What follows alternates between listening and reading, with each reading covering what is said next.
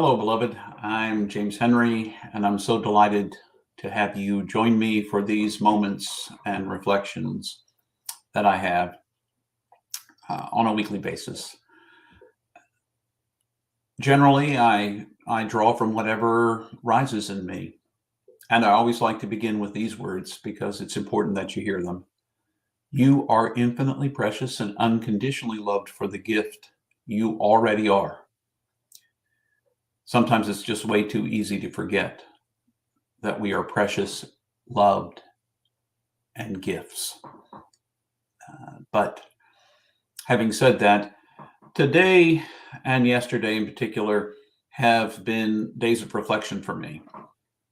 I've been looking back on my years in ministry in the local church, in a particular local church, but over time, roughly 38 years in various local churches, 32 at this church, and I'm starting my 33rd year.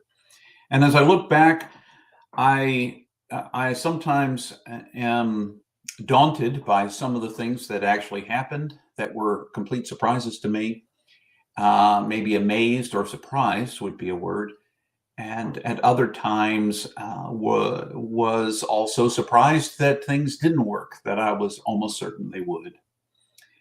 I was recalling a phrase that I heard growing up in a variety of places, still hear it from now and again.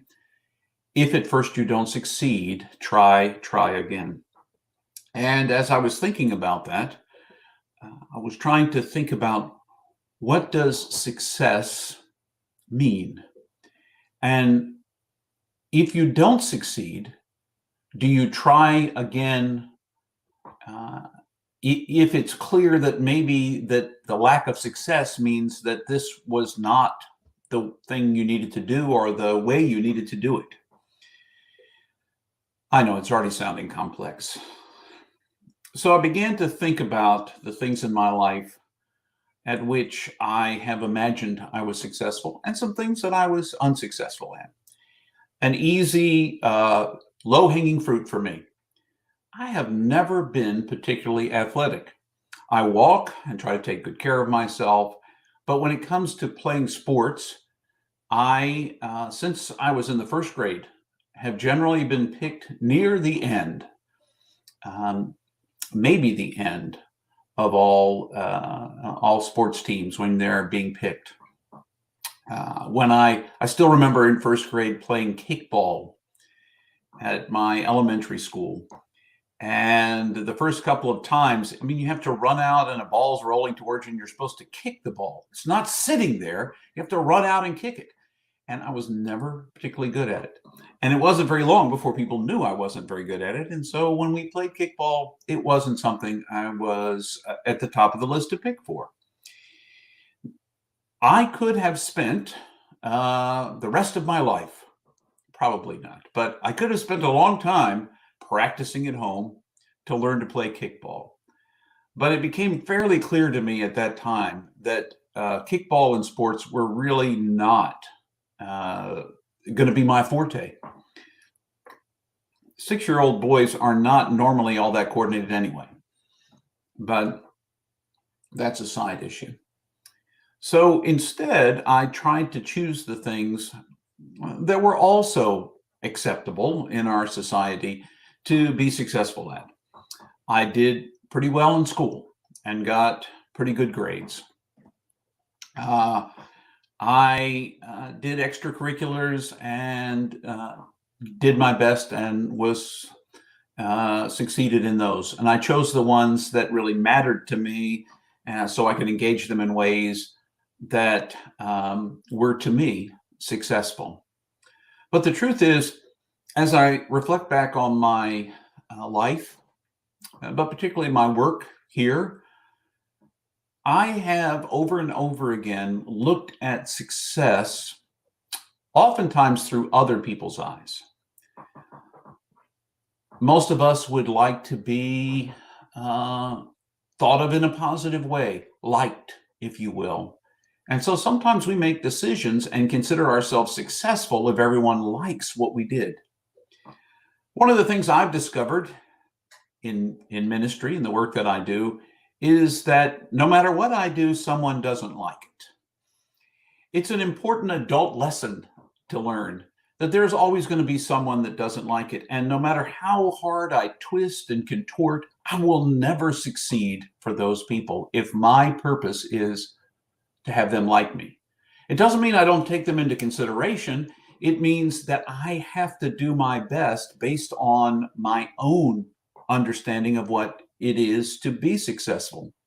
And some of those same people might like what I did one day and not like what I did the next day. So I can never quite reach that pleasing, if that is a measure of success, to be liked. I will never be the CEO of a corporation. If I was measuring my success by that, I would be not successful. Not successful.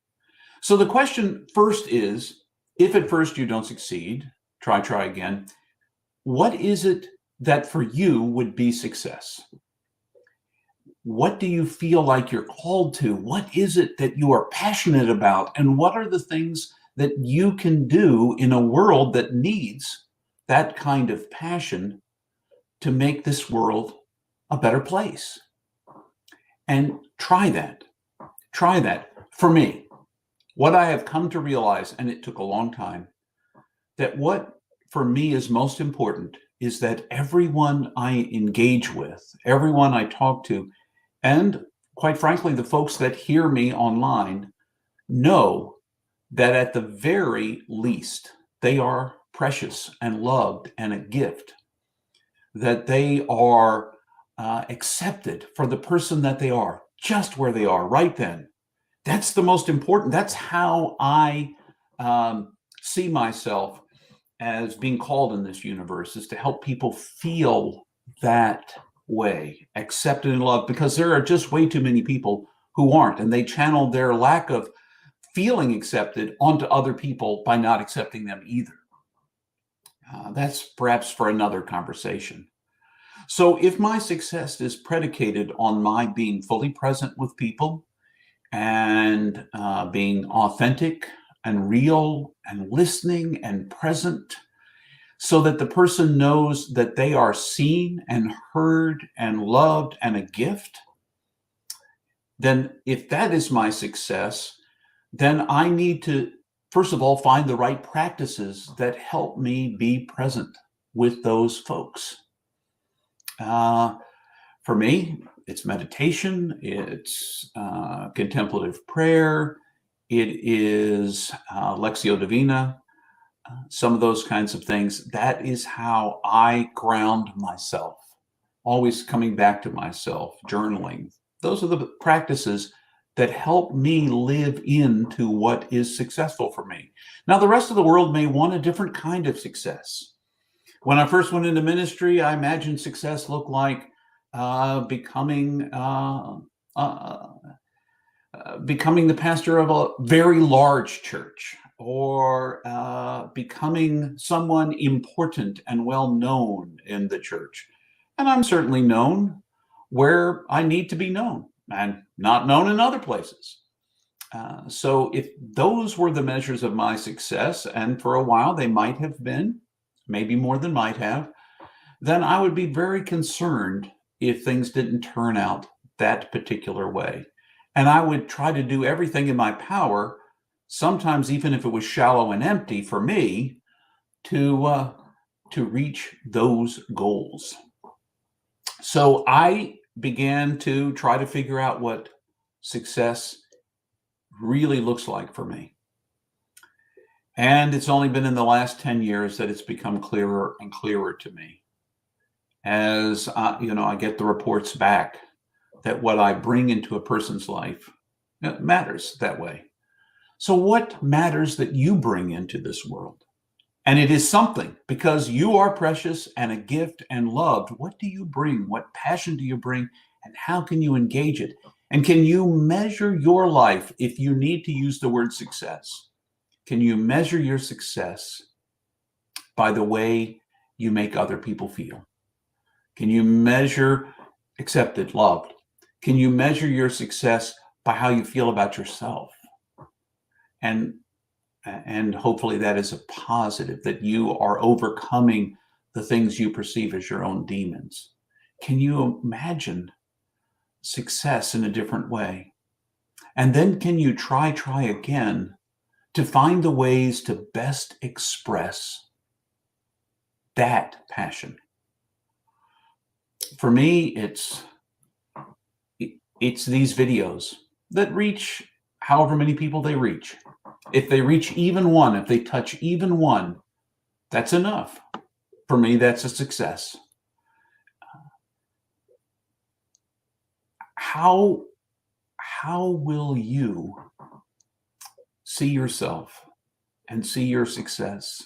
How will you engage this world in ways that satisfy you, satisfy your deepest desire to make a difference and make the world better?